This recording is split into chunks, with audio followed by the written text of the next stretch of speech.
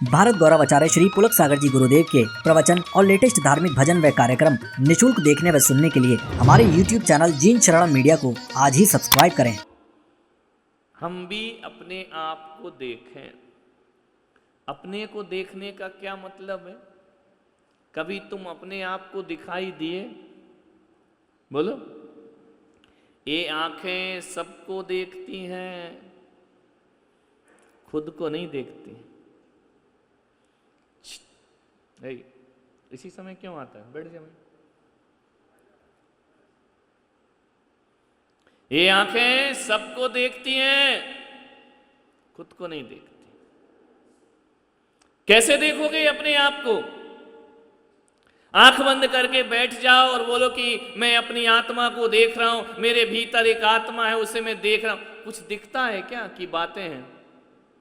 क्या दिखता? आंख बंद करो तो ईमानदारी से बताओ। भगवान के सामने बैठे हो, अभी आपसे बोला जाए कि 5 मिनट आंखें बंद कर लो, क्या दिखता है? अपना स्वरूप दिखता है?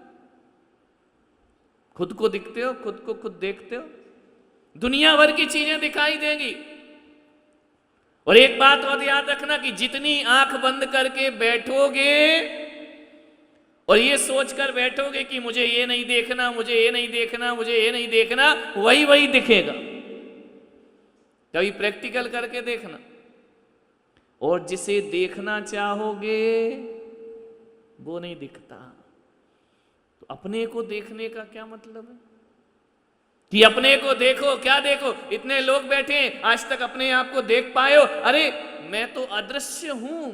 जो अदृश्य है वो दृश्य कैसे बन जाएगा? आत्मा तो कैसी है? अदृश्य। उसका रूप नहीं, रंग नहीं, वर्ण नहीं।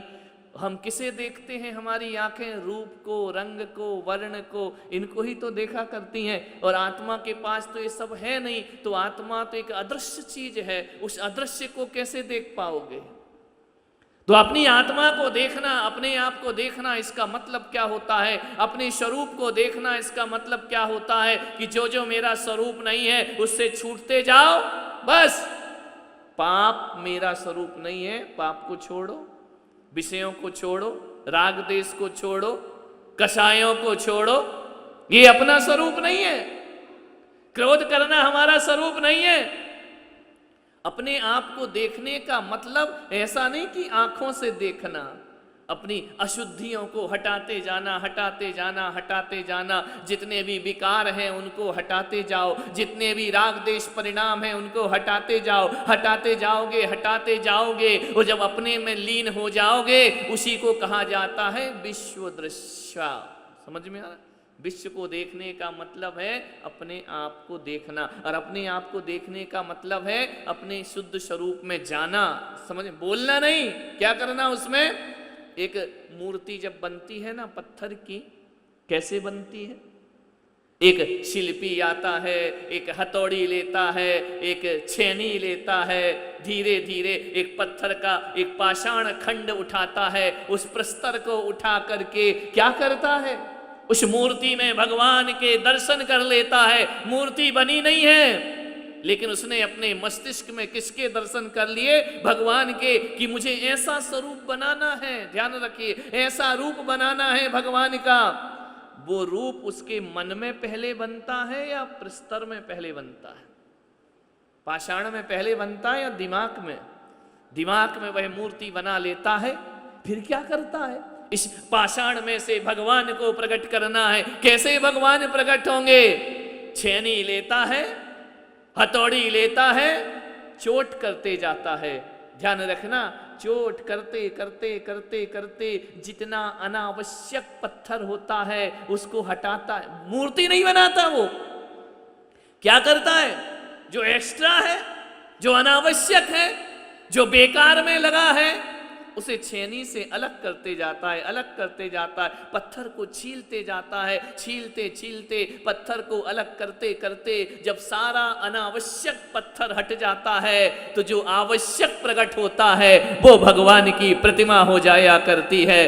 प्रतिमा आवश्यक है। प्रतिमा पे पत्थर अलग से नहीं लगाया है। उसी पत्थर में से जो अनावश्यक था उसको हटा दिया, भगवान की मूर्ति बनकर के तैयार हो जाया करती है। आप सुबह से शाम में सोचें, विचार करें, चिंतन करें, मेरे जीवन में अनावश्यक क्या क्या है। मेरे जीवन में जितना अनावश्यक है, एक जन्म में उस अनावश्यक को हटाते जाओ, हटाते जाओ, हटाते जाओ। क्रोध आवश्यक है कि अनावश्यक है? बोलिए, आवश्यक है गुस्सा करना, अनावश्यक है ना, उसको हटा दो अपने दिमाग से। मायाचारी अनावश्यक है, उसको दिमाग से हटा दो। क्रोध अनावश्यक है, उसको दिमाग से हटाओ।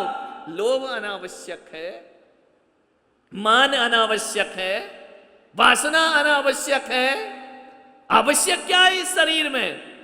मेरे अलावा और कोई भी आवश्यक नहीं हुआ करता। जितना अनावश्यक है उसको हटाते जाइए, निकालते जाइए, निकालते जाइए। बस इसी का नाम तो साधना है, इसी का नाम तो मोक्ष मार्ग है, इसी का नाम तो निर्वाण की यात्रा है, इसी का नाम तो मोक्ष की यात्रा है। बातें करने से कुछ नहीं होता है, अनावश्यक को हटाओ। आभूषण इतने आवश्यक हैं क्या? बोलो, रात में खाना इतना आवश्यक है क्या? आलू प्याज खाना इतना आवश्यक है क्या? ये सारी चीजें लेकर के चलोगे तो परमात्मा की प्रतिमा कहां से प्रकट हो जाएगी? यदि पत्थर अनावश्यक को छोड़ने को तैयार नहीं होगा तो पाषाण कभी भी भगवान नहीं बन सकता है। अनावश्यक को छोड़ो। ये कोई धर्म नहीं है, ये मत सोचो कि कोई नियम है, कोई संकल्प है, कोई धर्म है, कोई बहुत बड़ी साधना है। नहीं, जिसको पाना है उस मार्ग की अनावश्यक चीजों को हटाना हमारा सबसे बड़ा फर्ज होता है। ध्यान रखना, कचरा घर में पड़ा हुआ है, कितनी बार झाड़ू लगाती हो? लगाती हो या लगवाती हो? बोलो इंद्राणी हो? है? लगवाते हैं ना, दोनों कर लेते हैं। कभी कभी वो लगा देते हैं और कभी कभी हम लगा देते। वाह क्या बात, मिलजुल कर काम होता है। ध्यान रख, इतना आजकल इतना आपस में वो चलता है, एक दूसरे का सहयोग, इतना सहयोग। एक महिला थी, बोले मैं अपने पति के साथ बहुत कोऑपरेट करके चलती हूँ। मैंने कहा धन्य हो, पति के साथ कोई कोऑपरेट करता है कि आज की दुनिया? बोले नहीं नहीं, मैं बहुत कोऑपरेट करती हूँ। मैंने कहा कैसे? बोले हमारे घर में झगड़े नहीं होते, हमारे घर में विवाद नहीं होते, हमारे घर में लड़ाई नहीं होती है। मैंने कहा क्या वजह है, क्यों नहीं होती है? बोले हम लोग बहुत एडजस्टमेंट करके चलते हैं। मैंने कहा क्या एडजस्टमेंट करती हो? बोले करते क्या है, कचरा मैं फैलाती हूँ, सफाई वो कर देते हैं। अब झगड़ा किस बात का होगा? कपड़े मैं पहनती हूँ, धो वो देते हैं, खाना वो बना देते हैं और खा मैं लेती हूँ। ध्यान रख, अब किस बात के झगड़े होंगे, अब किस बात का विवाद होगा? ध्यान रखिए, मैं इसकी बात नहीं कर रहा हूँ, मैं कर रहा हूँ सुबह से शाम जब कचरा घर में होता है तो क्या करते हो? एक झाड़ू से लेकर के कचरा को बाहर निकालते हो। ऐसा तो नहीं कि तुम कमरे में जाके बोलते हो, हे कमरा तू साफ हो जा, हे कमरा तू साफ हो जा, हे कमरा तू पवित्र हो जा। आज जाके बोलना कचरा पड़ा हो कि हे कमरा देवता तू स्वच्छ हो जा, तू पवित्र हो जा। जब भाग्य में होगा तो हो जाएगा, जब काल लब्धि आएगी तो कमरा साफ हो जाएगा। ऐसा होता है क्या? जिंदगी भर भी चिल्लाओ तो कक्ष साफ होने वाला नहीं है। गंदे कपड़े पड़े हैं और कपड़े के सामने चिल्लाते रहो तू पवित्र है, तू पवित्र है, उससे उसकी पवित्रता प्रकट नहीं हो जाया करती है। कमरे को स्वच्छ रखना है तो झाड़ू लगाना ही पड़ती है। और झाड़ू लगा करके क्या हम स्वच्छता को बुला रहे हैं या गंदगी को भगा रहे हैं? क्या कर रहे हैं झाड़ू लगाते समय? स्वच्छता को बुलाते हैं कि गंदगी को बाहर भगाते हैं? गंदगी को बाहर भगा लीजिए, स्वच्छता बुलाने की जरूरत नहीं है, स्वच्छता अपने आप प्रकट हो जाया करती है। हमारे जीवन की जो गंदगी है उन्हें बाहर निकालो, उन्हें सीने से लगा के मत जियो। और विषय भोगों में लगा हुआ जीवन मोक्ष की बातें करता है, कामनाओं में उलझा हुआ जीवन। भगवान ने सारी अशुद्धियों को बाहर निकाल दिया, जो शुद्ध स्वरूप था वह उनका भीतर से प्रकट हो जाया करता है। आप सोचिए आपके मन से कितनी अशुद्धियां निकली हैं। गुस्सा आता है? बोलो, इसमें भी झूठ बोल रहे हैं, नहीं आता? आता है? झूठ बोलते हो? बोलो, ईमानदारी से बोलो, भगवान के सामने तो झूठ मत बोलो। झूठ बोलते हो? चोरी करते हो? हैं? ये तो पक्का झूठ बोल रहे हो। चोरी का अर्थ ये थोड़ी होता है किसी के घर में डाका डाल लेना। चोरी का अर्थ होता है अपने मोबाइल में लॉक लगा के रखना। किससे छिपा रहे हो? क्या मैसेज आ रहे हैं? क्या कर रहे हो? सबके मोबाइलों में पर्सनल लॉक है कि नहीं है? चोरी तो है घर वालों से, परिवार वालों से। इनकम टैक्स नहीं चुराते हो, वो भी चुराते हो। बिजली का बिल कैसे कम हो जाए, हम ज्यादा जलाएं, ये चोरी नहीं है, टैक्स की चोरी। चोरी कौन नहीं करता है अपने जीवन में? चोरी बड़ी सूक्ष्म हुआ करती है, ध्यान रखना। किसी की वस्तु को देख करके उसे लेने के भाव आ जाना, ये भी चोरी हुआ करती है। चोरी भी करते हो, झूठ भी बोलते हो। परिग्रह है तुम्हारे पास? नहीं है। बिल्कुल नहीं है तो इधर बैठो, आओ। उधर क्यों बैठे? परिग्रह नहीं है तो सब कुछ तुम्हारे भीतर है। उसके बाद आदमी बोले कि मैं मोक्ष की यात्रा करूंगा। ध्यान रखिए, विचार करना है आपको, सोचना है। एक टाइम की चाय नहीं छूटती है, दिन भर सिर में दर्द। आज चौके में देखा ना, 6 महीने, 4 महीने, 1 महीने, अरे धत्तरे की। ये थोड़ी कह रहे हैं कि भोजन छोड़ दो, ये कहा जा रहा है कि रात को खाना। तो इसमें ही तुमको पसीना निकल आए, क्या बनोगे? भगवान।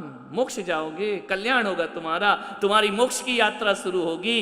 ध्यान रखिए, कहां से कल्याण की बातें करोगे? मान्यवर, ये पुण्य संचय कर रहे हैं भक्ति से।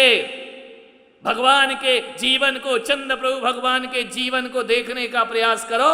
सब कुछ पाया, राजपाट पाया। कहां जन्म हुआ चंदा प्रभु भगवान का?